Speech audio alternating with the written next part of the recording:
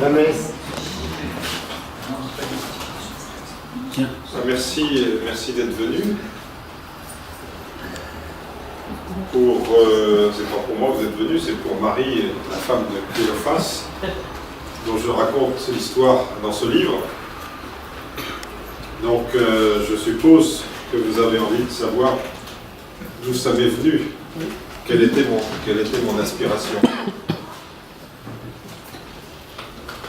En 1988, nous avions 4 garçons, tous bien contents, ils le sont toujours.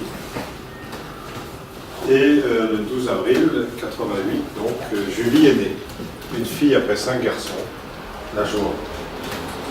Mais Julie est née avec un chromosome en trop. Et je peux dire que ça fait un choc. La première chose qui se soit passée quand on m'a dit ça, c'était juste après la naissance de Julie. On l'avait emmenée dans une salle pour la nettoyer, la laver, l'emmailloter, comme on fait. Et le médecin m'a fait venir. Isabelle était toujours sur on appelle ça la table de travail. Et il m'a dit, j'ai de fortes présomptions pour que votre fille soit trisomique. Voilà. Le souvenir d'après, c'était allongé sur un lit par terre, ou quelqu'un qui me tapait la main, et tu sais, ça va? Est-ce que vous voulez un café? J'étais tombé dans les pommes. Alors, il faut dire que il était 3h de l'après-midi, que ça avait commencé tôt le matin, que je n'avais pas déjeuné, qu'il faisait chaud, hein, tout ça fait que... Bon, la première réaction, c'est de tomber dans les pommes pour vous dire que voilà, il y a des nouvelles qui font des chocs. J'étais... Quel âge j'avais? 37 ans. 37 ans, polytechnicien, une carrière brillante, promis à des grandes perspectives.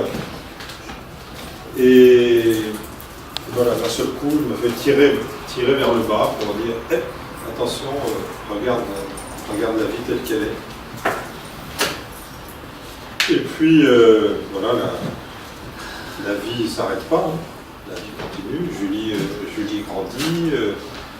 Dans notre malheur, parce que je dis bien que c'est pas un bonheur de recevoir telle nouvelle, dans notre malheur, on avait eu la chance, la grâce, quelques années auparavant, c'était en début octobre 1983, on nous avait incité, je ne saurais pas dire qui, on ne se souvient pas, à aller suivre une retraite dans un foyer de charité en Bretagne, à Tressin. Et celui qui prêchait la retraite, il est juste derrière toi, là. Lui, là. Jean Vanier. On n'était pas du tout... il y avait plein de personnes handicapées dans cette retraite. On a failli repartir quand on est arrivé parce qu'on a eu peur de voir toutes ces personnes handicapées. Et puis on est resté. Puis voilà, ce que Jean Vanier a semé en nous, c'était peut-être la capacité de bien accueillir Julie. Dans les souvenirs qui me sont remontés à la surface ce jour-là, j'ai une phrase de mon père que j'avais entendu dire: il n'y a rien de pire pour des parents que d'avoir un enfant handicapé. Alors, du coup, je me suis dit, zut, comment je vais annoncer ça à papa? Et la méthode habituelle, on va voir maman. Je lui ai dit, tu sauras trouver les mots pour lui dire. Et en fait, je n'avais pas compris ce qu'il voulait dire. Ce qu'il voulait dire, c'était qu'il voulait le meilleur, il voulait le bonheur pour ses enfants, et qu'avoir un enfant handicapé, c'est pas un bonheur. Je confirme ce qu'il dit, c'est pas un bonheur. Il n'y a pas très longtemps, mon curé en chair a dit que tous ceux qui se réjouissent des malheurs sont des gens qui blasphèment. Alors je suis allé le voir à la sortie de la messe, je lui ai dit, si je dis que je rends grâce pour avoir une fille handicapée, est-ce que je blasphème? Il me regarde et puis il me dit, oui. Mais vous pouvez rendre grâce pour tout le bien que ça a pu vous apporter. C'est une bonne manière de voir les choses. Julie, c'est pas un bonheur d'avoir un enfant handicapé, c'est un choc, c'est quelque chose qu'on souhaite à personne. Mais en même temps, elle remue. Elle remue les choses, elle remet les choses dans un ordre différent, dans un ordre qu'on n'aurait pas choisi volontairement, dans un ordre qui fait qu'on est tiré vers le haut. Alors vous me dites quel rapport avec le livre? Pour le moment, il n'y en a pas beaucoup, si ce n'est quand même que tout ce qui m'est arrivé, tout ce que j'ai vécu, tout ce que j'ai appris au contact de Julie, je me suis dit, il faut que je le restitue. Alors écrire un livre de témoignages, bon, c'est sympa, mais j'avais pas envie de donner mon témoignage brut comme ça. Et puis grâce à ce livre, j'ai rencontré aussi Jean Vanier, j'ai rencontré aussi, je l'ai vu tout à l'heure, dommage qu'elle ne soit pas, parce que là, j'aurais pensé plus facilement à Marie-Hélène.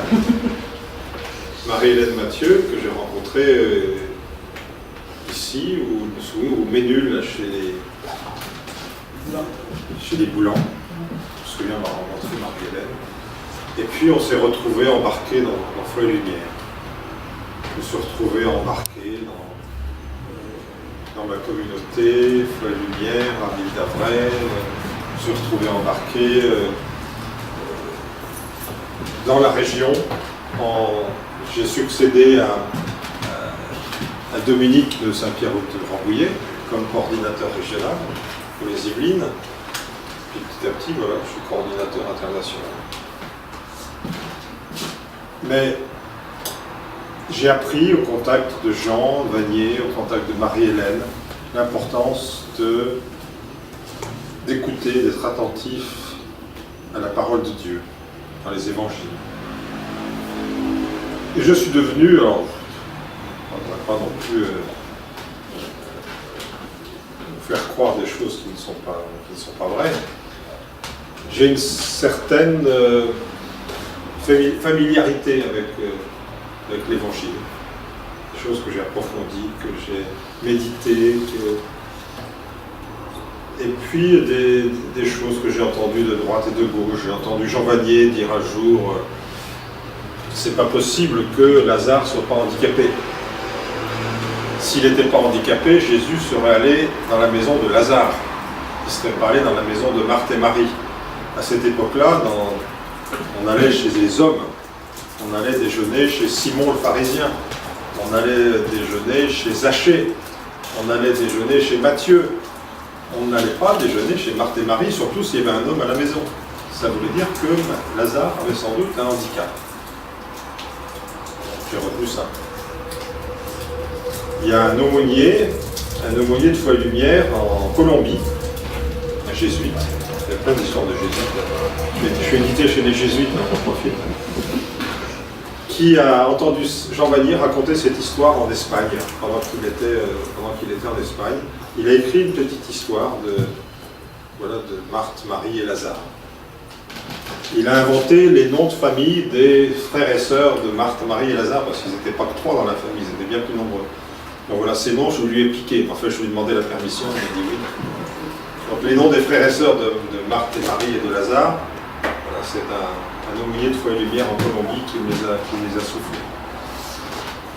J'ai entendu un jour, on était à une messe de mariage, le 5 novembre 2011, à Saint-Jean-Baptiste de Grenelle.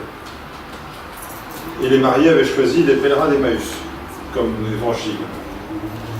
Et le prêtre qui a fait l'homélie, peut-être qu'il était embarrassé parce que les mariés, en général, ils ne choisissent pas les pèlerins d'Emmaüs comme évangile pour leur messe de mariage.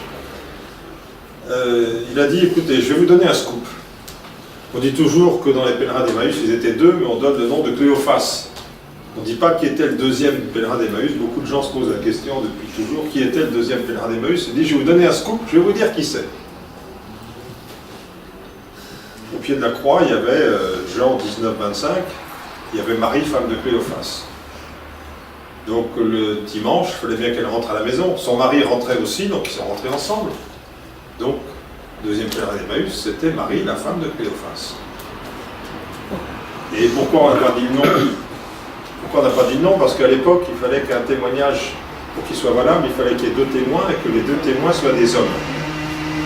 Donc Saint Luc, très habilement, a dit 2 personnes, dont l'un s'appelait Cléophas. Donc jusqu'à aujourd'hui, on a toujours cru que le deuxième, c'était aussi un homme. Eh bien non, c'était Marie. Et petit à petit, tous ces morceaux de puzzle se sont mis en place. Et puis il y a aussi un fait important, c'est que l'évangile, quand on est un petit peu familier de l'évangile, il y a des tas de... L'évangile dit beaucoup de choses, mais il ne dit pas tout. Je crois que c'est une invitation à rentrer dans l'évangile et à se faire sa propre histoire.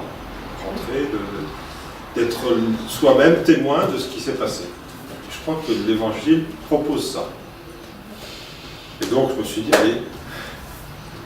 Et puis j'ai aussi entendu Jean Vanier et Marie-Hélène Mathieu qui ont dit, c'est pas nous qui avons fondé Foi et Lumière et l'Arche, c'est Jésus et Marie. Ben, chiche. Voilà la preuve. Et donc tout ça, mis bout à bout, c'est l'histoire de Marie, femme de Cléophas. Une femme qui...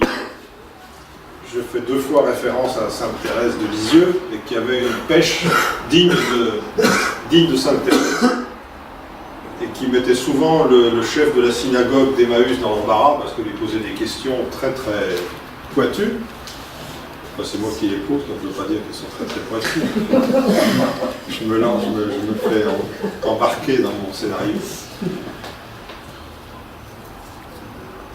Donc il pose des questions, il est très embarrassé. Et voilà, elle est dans l'attente du Messie, comme tous les Israélites de l'époque, tous les Juifs de l'époque. Et un jour, dans des circonstances un peu scabreuses, elle rencontre Jésus. Et Jésus, voilà, quelqu'un m'a dit il n'y a pas très longtemps, en proposant mon livre, en disant ce que j'ai aimé dans ton livre, c'est que ça fait référence à Jésus qui venait remettre debout beaucoup de gens qui avaient été blessés. Effectivement, on voit que Jésus remet debout Marie, parce que Marie, elle est allongée par terre au pied de Jésus, parce qu'on l'a surpris dans flagrant délit. Les choses avaient été faites depuis quelque temps déjà, mais flagrant délit d'adultère. Et Jésus, on dit toujours, il se penche par terre pour écrire, pour faire des signes dans le sable. Personne n'a dit pourquoi. Dans mon scénario, dans mon imagination, dans ma méditation, j'ai pensé que Jésus avait envie, pour parler à cette femme, il ne pouvait pas la parler sans la rencontrer. Et pour rencontrer les gens, c'est par le regard. Donc, comme elle était allongée par terre, il fallait qu'il se baisse. Donc Jésus se baisse pour rencontrer le regard et il la relève. Voilà, on est tous plus ou moins des gens par terre, et Jésus, à ce moment on est en pleine période de l'Avent, Jésus vient sur terre pour se mettre à notre hauteur, descend. Jésus descendu sur la terre. Jésus, le Verbe s'est fait chair. Donc il y a ce mouvement de descente pour nous rejoindre dans notre médiocrité, dans notre petitesse, dans nos faiblesses, dans nos misères, et pour nous remettre debout. Donc Jésus remet debout Marie, femme de Cléophas, et à partir de ce moment-là, les aventures démarrent. Ouais, j'aime bien ce mouvement de descente et de remontée. C'est un peu ce qu'on dit dans la prière de Foi et Lumière. On dit apprends-nous à découvrir ton visage et ta présence en tous nos frères et sœurs, spécialement les plus faibles. On dit aussi apprends-nous à découvrir, à accueillir nos blessures, nos faiblesses pour qu'en elles se déploie ta puissance. Donc c'est en en faisant la suite de Jésus, ce mouvement de descente auprès des plus petits, qu'on va rencontrer Jésus et qu'on va l'accueillir en nous pour faire des grandes choses. Donc c'est un peu ça que fait Marie dans mon livre. Voilà, je ne vais pas vous embêter plus longtemps. Et à partir de ce moment-là, il lui arrive des aventures. Voilà, d'abord, il arrive plein de mésaventures. On veut la répudier, on veut la lapider une première fois, on veut la lapider une deuxième fois, on veut la faire manger par les lions. Mais elle s'en sort saine et sauve, grâce à Joseph, le fils de Marie et de... Enfin, je vois Isabelle qui rigole. Mais voilà, ça... J'ai jamais accouché, mais d'avoir écrit un livre, c'est comme c'est ton bébé. C'est mon bébé, voilà. Merci Lila. Merci.